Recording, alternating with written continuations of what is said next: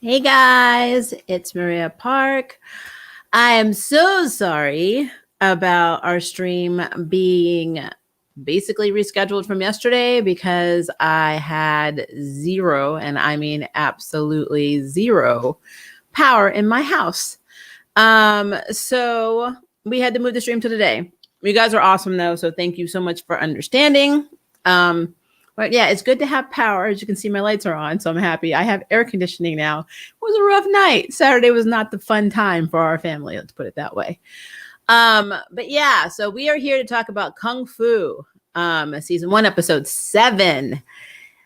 We learned a lot more about a lot of people in this episode. It's like I remember complaining about not having a lot of exposition on some people in the previous review that we did. So I guess I should have just kept my mouth shut because here it is. We've got exposition on a lot of stuff. Now, you remember in the last episode, Zilong, or as I like to refer to her as Lady Z, pretty much stomped down Nikki, outside the museum in the parking lot or behind the building, I believe it was. So she was hurt pretty bad. Well, this episode picks up where Evan, not Henry, Evan finds Nikki. And she's passed out on the ground. He's like, I need to get you to a hospital. And she's like, no hospitals. And so he helps her get into his, vehicle, and they drive off. And Henry sees the car and them drive away, which is kind of effed up because, one, Evan is the ex-boyfriend that Nikki dumped in a text message. And two, Henry and Nikki have been kind of flirting with the idea of being a couple. And three, this proves that she's not over her ex completely either, because she feels comfortable enough to be with him, which is not fair to Evan's girlfriend, who apparently conveniently left to go home early or something, which I don't know why. Maybe she was just ticked off that he wasn't paying attention to her. Anyway, so Evan takes her to his family's cabin, where apparently they used to sneak away when they were kids. So they have that history, which I thought was interesting. And she's all, I'll talk to my family later. I'll have Ryan check me out at the clinic later. But, for now, I need time for myself. She basically she got her butt kicked. So not only did she learn that her Sifu was hiding something or her past from her, she also realized she's not strong enough to beat Lady Z. And so there was a big reality check / wake up call for Nikki. All right. So fast forward, we see her go visit Ryan, and Ryan tells her specifically that if she fights again, because her ribs are bruised, that she's not going to heal as fast. Like, as long as she did nothing, she would heal in a month. Because they're not broke. She didn't crack the ribs. They're not broken ribs. They're just bruised ribs. And so she just needs to take it easy, which is not something that Nikki can do. And apparently she's been avoiding Henry, who's been very worried about her. And, even, Ryan and, Althea are like, you need to talk to him because, he's been reaching out to us. So she kind of has a moment with him in the hallway, and she's like, can we talk? And he's like, well, I'm actually off to go, meet a friend, who needs help. And turns out that he has a friend whose sister is basically in what I like to call a martial arts or kung fu cult. Is a man named Drake, who basically has founded this. It's so Karate Kid, he founded this school where, the individuals give him a crap ton of money. I don't know if I think the initiation fee to get in is a lot. And then they have a monthly charge, like a gym charge. And it's a lot of money. And he preys on people like the friend's sister, who's from the military, who basically, after she left the military, feels lost. So they gives him something to feel accomplished about. But he basically is doing cage ring fights where they're being broadcast via a remote server on the internet. So it's an underground thing. And of course, Nikki finds out. She first visits the school, and she kind of talks with the master of this art. And he says, well, hey, if you want to know what we do, there's different stages that they do. And they have like these different, it's kind of like competition, like mini competitions. And so she has to compete in one, and he's willing to waive the initiation fee, which I thought was interesting. I thought it would have been funnier in this show if Althea had to come up with the cash, which like, because it sure as hell wasn't going to be Nikki because she don't have a job. But you know, she has to go and do this like challenge against the master, where she basically may have to fight him. And he's very curious. I guess he is curious because he wants to kind of show her up in front of his students, because she came from, you know, China, where she trained for 3 years. And, you know, and he's like, I don't know what his credentials are supposed to be, but they make it seem like he also studied, you know, and created his own style for like years and years and years. So they end up fighting. And at first he hits her in the, like he ends up hitting her in the ribs, and then she starts having a flashback of all of the stuff her Sifu taught her, and then she like, you know, she beats his ass, which devalues him in front of not only all of his students, but pretty much everybody that was watching it remotely, which they were able to trace because Althea was tracing it. I'm kind of brushing over that because this is kind of like a mini recap. I don't like recapping the entire episode. I like more doing the review part, but yeah, so they were able to defeat this like stupid guy who was just making money off, you know, underground fighting. Basically, it was pretty much like Shaolin meets Fight Club. That's what it was to me. Now the meat of this story is more about Lady Z. She starts having like flashbacks. So first she goes back to visit her uncle in China. And her uncle, you know, apparently she just up and left 2 years ago without any explanation, you know, and she's been living her, you know, her best life. I think she was in Hong Kong living a very good life. And, you know, she runs into Pei Ling because Pei Ling is at the house and it's their father's birthday.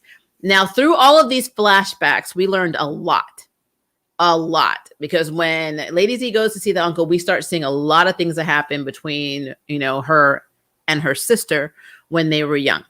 So basically the sword was always, which we already knew, the sword that they carry was always their family's responsibility. They were the guardians of this sword. And the older sister, Pei Ling, was also taking care of her sister. And the father, Yibo, who is basically, he kind of favored Lady Z a little bit more than he did Pei Ling, which, you know, was very obvious in how he talked to her. He wanted to basically not only translate the symbols on this page that tells the story of all the 8 weapons, but also he wanted to sell the family sword, or the sword, which is actually inherited down on the mother's side, not the father's side. And Pei Ling was like, no, we're not doing that. You know, so they start struggling over the sword, and she accidentally stabs her father. So Lady Z is correct. Pei Ling did kill their father, but it wasn't an intentional killing. She was literally trying to keep the sword from him. But she asked, you know, Lady Z when she was little, she's like, come with me, we have to go. And she wouldn't go. So Pei Ling ended up running off with the sword.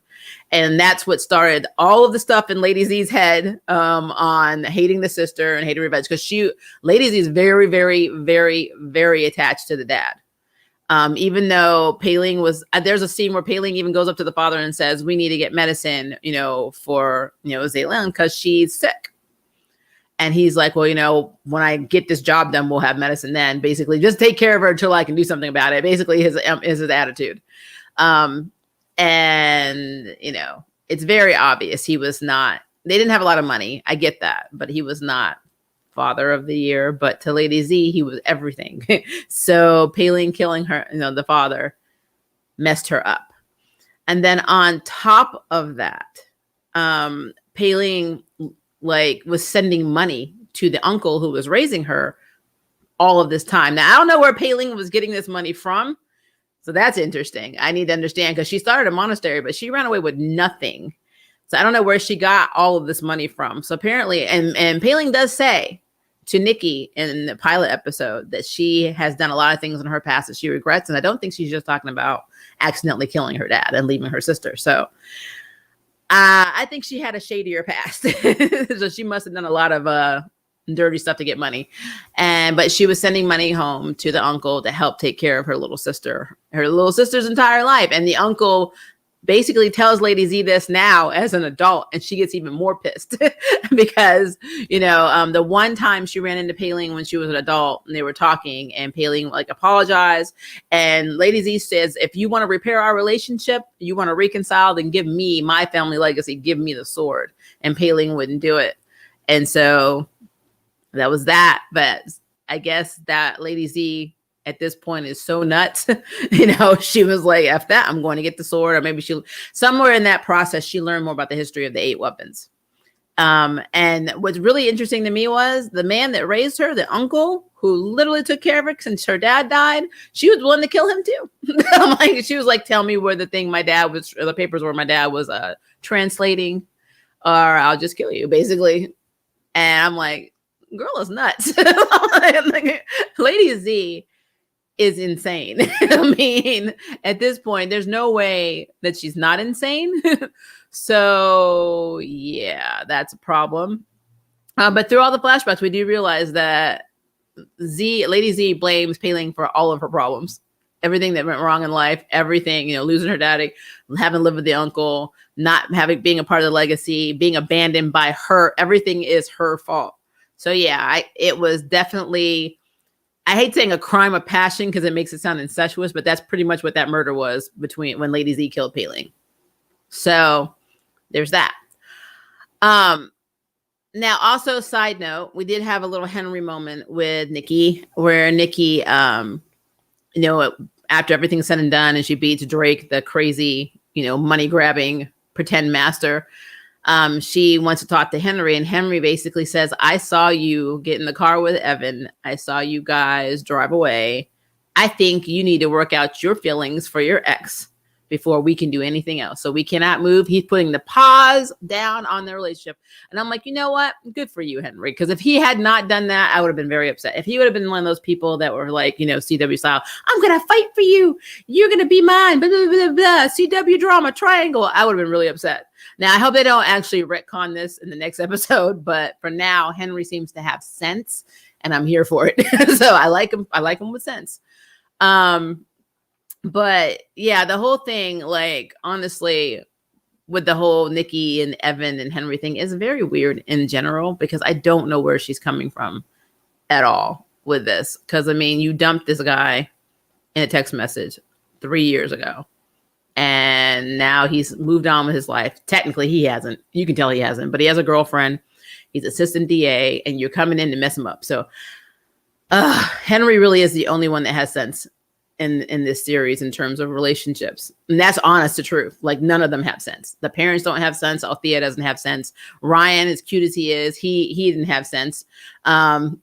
He's coming around because him and Joe are adorable, but he didn't have sense. Nikki has no sense whatsoever.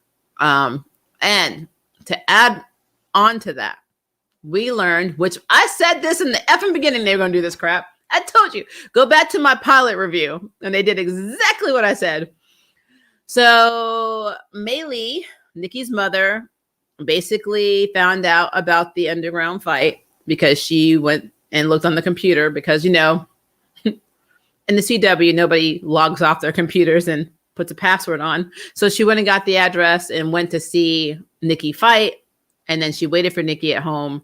And Nikki has been basically lying to her, like lying.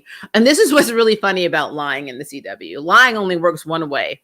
If you lie to the main character, you're wrong, but the main character can lie all day and it's fine. So the mother had hidden her family past to her daughter, because she basically said, you're a warrior. You've always been a warrior. You come from a long line of warriors. Our family actually is the rightful owners of Ling Dayu's sword.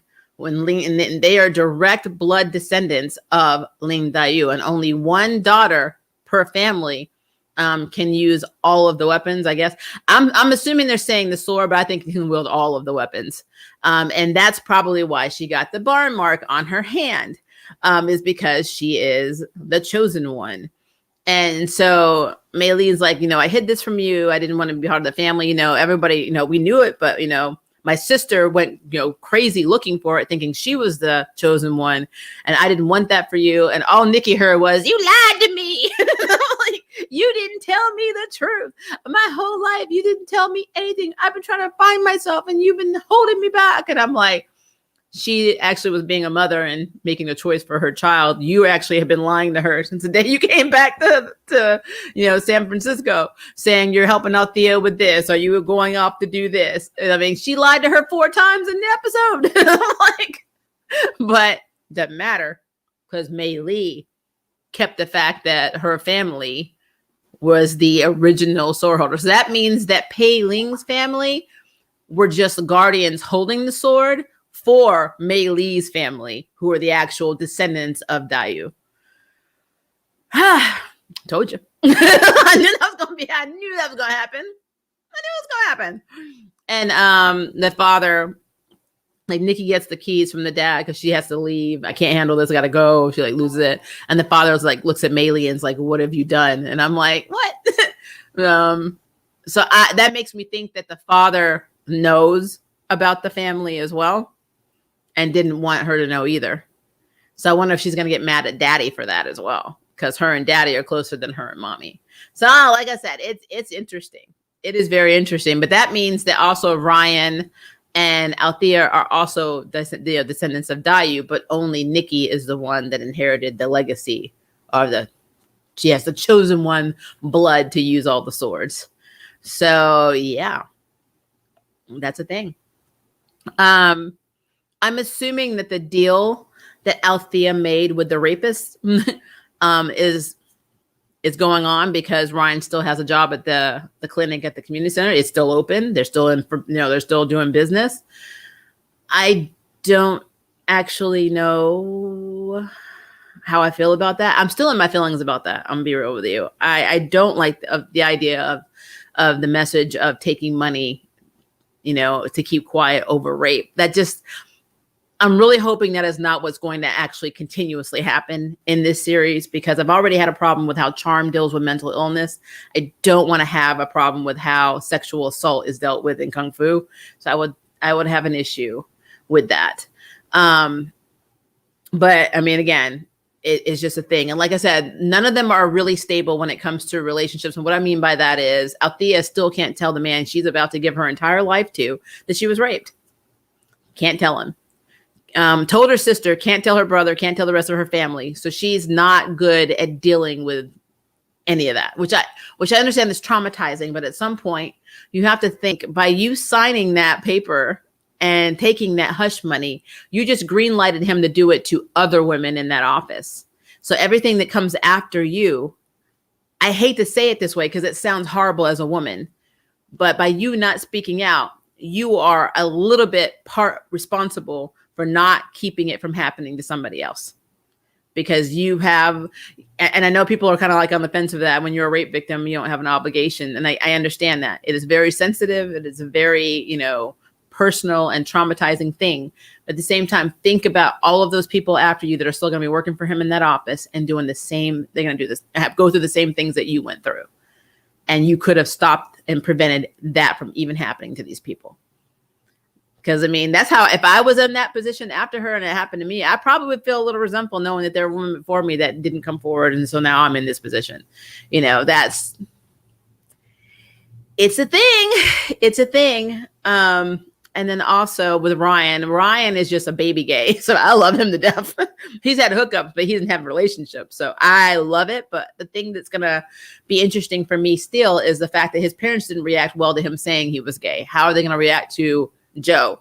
They helped Joe during the BLM episode, but that doesn't mean they accept him into their lives as their son's partner. So I'm very curious to see how that is going to play out, because we're going to have a lot of homophobia / tradition and culture discussions, as well as the, it technically is part Me Too, past sexual assault. So they got a lot on their plate in this series. And I'm really interested to see how this plays out, especially since it's a woman writing the show. So I need to see how this plays out. But yeah, overall, I love this episode. I mean, I'm going to tell you, her being a descendant, Nikki being a descendant of Liang Dayu does not shock me at all, because I pretty much figured that's what they were going to do in the pilot. I did like the scenes with Lady Z though. I did like seeing exactly what went down with the young, Pei-Ling and her, and how the Pei-Ling accidentally killed the father because he wanted to sell the family sword. I mean, and then there's Tan. Tan is like, I guess, a collector who is collecting all of the weapons and is obsessed with them. And he has you can tell he's got a crap ton of money. And Lady Z approaches one of his children to try to make a deal to basically get, what he has. And I remember Pei-Ling in the episode was one of the reasons she left was she was scared that Tan was going to get the sword. So I need to know more about this person because we got the son, but we don't know more about the father. So that's going to be interesting. I want to see how that plays off. I'm getting some like Wu Warrior vibes here from the Netflix show. So I don't know. I mean, it's getting good. It is getting good. And I think Nikki's going to have to start training a lot more because she can't beat Lady Z. So more than likely, she probably can't beat Tan either, to be honest with you. So that is something I'm looking forward to. But yeah, there's a lot of drama now. A lot of drama. We got, Liang Diayu being Nikki's family, or just her family being descendants of Liang Diayu, the very first warrior woman, making her the warrior. We've got, the stuff going on with Evan versus Henry, with Henry being the, thank the Lord, sensible one in this scenario. We still have Althea not dealing with her stuff. We have not seen Joe since they decided to get together. I don't know what's going on with that. Please, CW, do not do it. What I think you're going to do, where you have this cute couple and then you don't ever see them again. And then they start having issues where they're just never together, because I will come for you. I will come for you. Then we have, of course, the person of the week that Nikki always ends up helping, which happens to be Henry's friend's sister, who was brainwashed by the Kung Fu cult for the underground fight club that she didn't know she was a part of. So yeah, good episode. I'm really excited for episode 8. And I'm hoping we get a lot more exposition on the other weapons, because so far we've only seen a few of them. I want to know stories. I want to know families connected to it. And I want to know more about what this means, being the chosen one that can wield the weapons. I want to know what exactly that entails. Like, what does that give you? Do you become a Super Saiyan? I mean, what happens? I want to know. So, yeah. All right, let's look at some questions. Althea has been trying to tell her fiance, but he is too busy. No, he's not busy. He's just an airhead. Like, well, I don't want to say he's an airhead. He's scatterbrained. He gets like on this one, topic, and then he like mentions 5 other things, and then she's just like, wait, what? Or he's the great distractor, She's like, I need something to tell you, but I made this gourmet 5-star meal with this, 300-year-old wine I stole from my parents' house. So how about we just deal with that? So yeah, it'd be kind of hard to broach the conversation that way with him. So I get that. But I mean, you can't go through a marriage not talking about stuff. Because when you go through marriages not talking about things, what ends up happening is you end up not knowing the person you're with.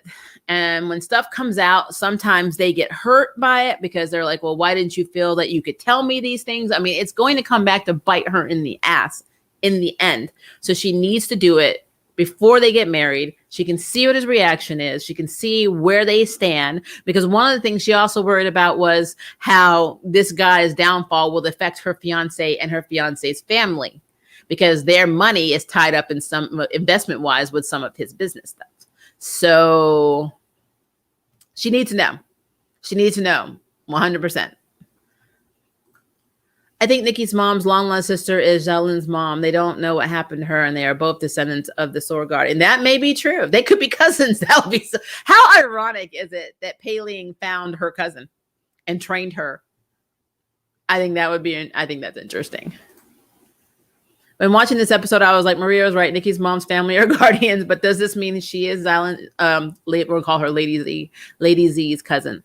I mean, technically, they've never really talked about, because they made it seem like the mother died, but maybe the mother just ran. I don't know. It's interesting. Let me go down to this. You shouldn't judge Nikki's sister that harshly because you criticize her decision from the outside looking in. That's not right. Well, the good thing about the internet and YouTube is we don't know a lot about each other on a personal level, but let me put it to this way, because I'm not going to divulge a lot about that. But let's just say I have experience in the situation. So I am kind of qualified in what I'm talking about, and we will leave it right there. Let me move up. Your mother trying to protect you from getting killed like her sister. Her response, you lied. Yep. I don't get that. I don't get that. I understand being upset that you were kept from a family history. But I mean, how many people can say that their parents are 100% transparent with you? My mother was born in Scotland. My mother never left Scotland until she married my dad, who was Black and in military. I cannot tell you what my mother went through during her teen years, during her childhood, what her family initially thought of her marrying my dad, what, were they racist about it at the time? I don't know. Because to be fair, my mother was born in 1950 and she married a Black man in 1968. So and that was in Germany. And then they came to the state. I think we came to the States in 1980. My brother was born in 81. So yeah, that's about right. So if you think about it, I don't know shit about my mom's family. I have spoken to them on Facebook. That means nothing. I have not met them. I don't know them. I mean, we don't have powwows together. We don't talk to each other that way. I know nothing about what they think, what they believe, what their morals are. I know nothing. And my mother did not tell me anything. I don't know why. And she's not alive now to ask. So I say this because sometimes your parents, when you have children, you make decisions for your children that at the time you believe is right. And I don't know. I just felt like her getting upset and saying you lied to me my whole life was kind of harsh towards her mom, because she doesn't really know her mother and father's story. They're still hiding stuff. You can tell the parents have gone through stuff. Like even when we talked about when we saw the episode where they talked about the brick being thrown in their window and them being told to go back to China. That's something that Althea, Nikki, and Ryan never knew. They made up some story about a dragon's tail hitting the window and them having to get it fixed because they didn't share their personal lives with their children. Their fears, their traumas, they didn't give that to their children. A lot of parents don't want to do that. You don't want to give your traumatic stories to your children because you don't want them to carry that burden. So I can see both sides. I can see Nikki being upset at not knowing that she was a descendant. But again, Nikki never talked to the mother about what happened. She never said, oh, my Shifu was killed. They took the sword that glows green, and she didn't tell the mother any of this stuff. So how are you going to get mad at her when you weren't transparent with her either? So I don't know. I just found that interesting. I have to call it. It is what it is. My boo finally is here. So I would have thrown Lady Z out and got in the back seat and said, drive, boo, drive. Side. Thirst and hunger is real. I mean, it's a thing. It is a thing. Henry is the sensible one. Yes, he is. I do like that he does not act on emotion. He acts on logic. That is really good. That's one thing I do like about Henry. Just like even when they were like in a little mini, not really argument, but kind of like a little spat, he was still focused on what they needed to do. And so I like that about him. I'm like, okay, we're having issues, but we still need to get this done. So I do like that. If she faces the fact she killed her sister for an accident and as a person who did not abandon her, she would have to realize that she did a lot of terrible things for nothing. Yeah, I agree with that. I think that her realizing that Pei Ling was not the monster that she portrayed her to be in her mind, to the fact that she was even supporting her like her entire life. Even when her sister left, she was still sending money to the uncle to make sure she had everything she needed. So she literally was supporting her like her father should have done, or like her mother would have done if she was there.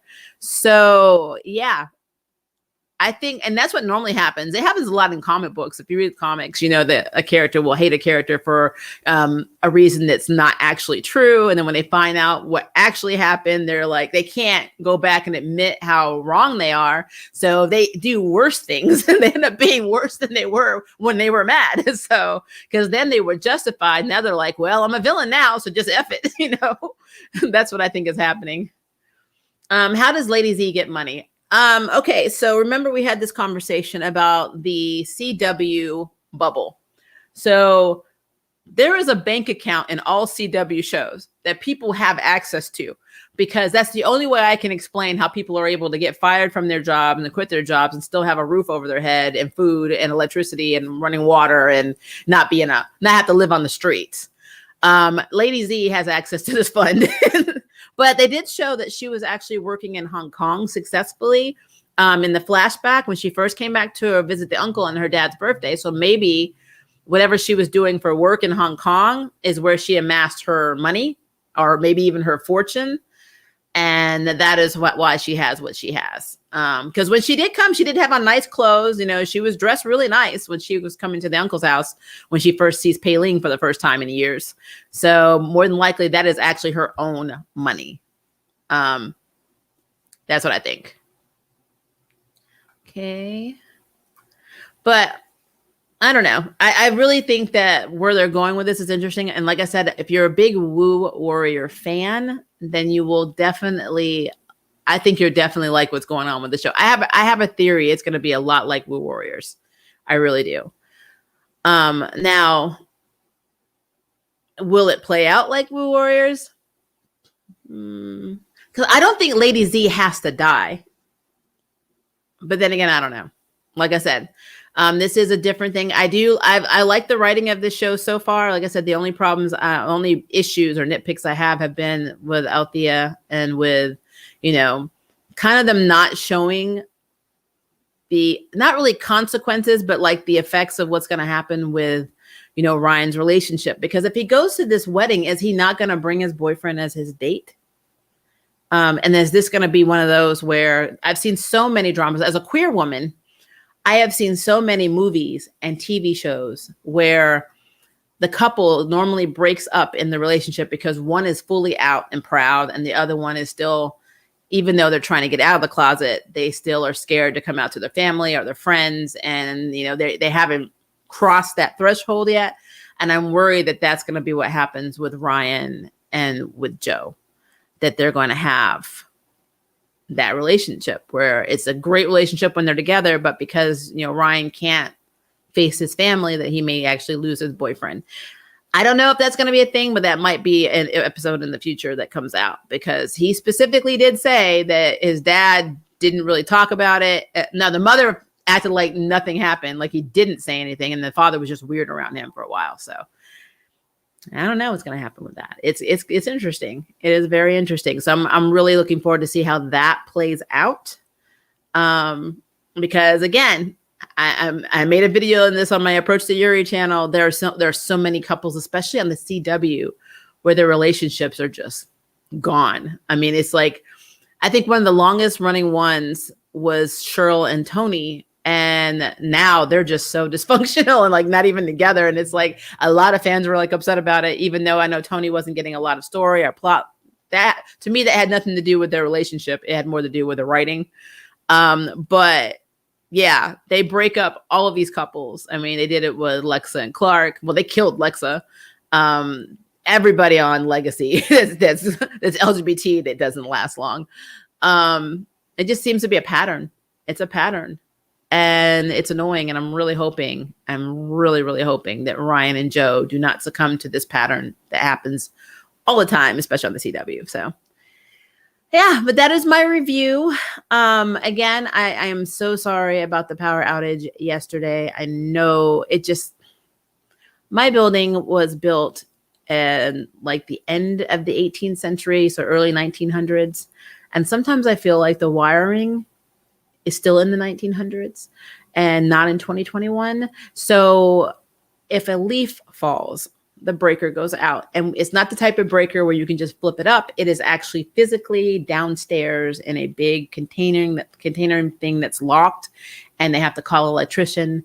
And the electrician came out, and I guess he was like, I don't think I can fix this alone. And then he left and he never came back. And I guess they got it working this morning. So I don't know. I know my data on my cell phone is going to be very high this month because I was on my phone all day yesterday for everything. And yeah, it sucks. So it is what it is. But all right, guys, if you have any other questions, concerns, comments, revelations about Kung Fu, episode 7, please put them below. I will be happy to read them. Hopefully we will have our Arrowverse Tuesday, as long as I don't have a power outage, because it is going to rain again. So hopefully we won't have a thing, and branches won't fall, and then everything will be fine. But we'll have our Arrowverse Tuesday. And also I need to recap a few other things as well. And also, if I should have a video posted today, later today. I'm trying, but I do have to get one done from my Approach to Yuri channel, because I try to get one up once a week for that one, and it's been a week, so I got to get a video up for that channel as well. But I will say I have taken a break from my nonprofit role, so I am no longer with my nonprofit job, so I'll be able to do a lot more videos while I'm transitioning to another job, so I have more time to do videos. Thank the Lord. So you should be seeing an increase in videos on this channel. So starting Tuesday. So there it is. Last comment before we go. P4 1990. Love the show, but I'm not a fan of the fight choreography. I don't know if you saw the show Warrior. The fights were on another level. I've seen the first episode. I put it in my HBO. I think it's HBO Max Q. And it, like I said, I know the choreography for this is a little challenging. I felt like Painkiller and Black Lightning had better choreography, but I do think that maybe they're doing that because Nikki doesn't know who she fully is yet. Well, she knows now that she's a descendant, but she's only been training for 3 years. So I think she has to go through the hardcore finding herself, fighting moment. I don't want her to be like, the Mortal Kombat movie where I think his name was Cole. I can't remember the main character now, went out of my head. But how he just kind of excelled at a lot of stuff, except for when his wife had to save him, which was really ridiculous. But how he just excelled without, with very little training in the Mortal Kombat movie. I want her to actually earn it. So I'm okay with her choreography not being as good yet, because again, she's only been studying for 3 years. Now, maybe when she gets one of the weapons, maybe her stuff gets better. Now, if it doesn't get better when she's got more training, then yeah, I'll say, okay, what's happening in this show? You need a new choreographer. But it's a thing. But I do see your frustration. It is a very valid one. So, but let's wait and see. Maybe when she gets a little bit more into the Chosen One legacy, it will definitely be more of an up in terms of choreography and fight and who she's fighting. Because right now she's only fighting the guy or the people of the week and Lady Z. We need to see her fight more people and more people of higher caliber. Maybe that'll be a thing.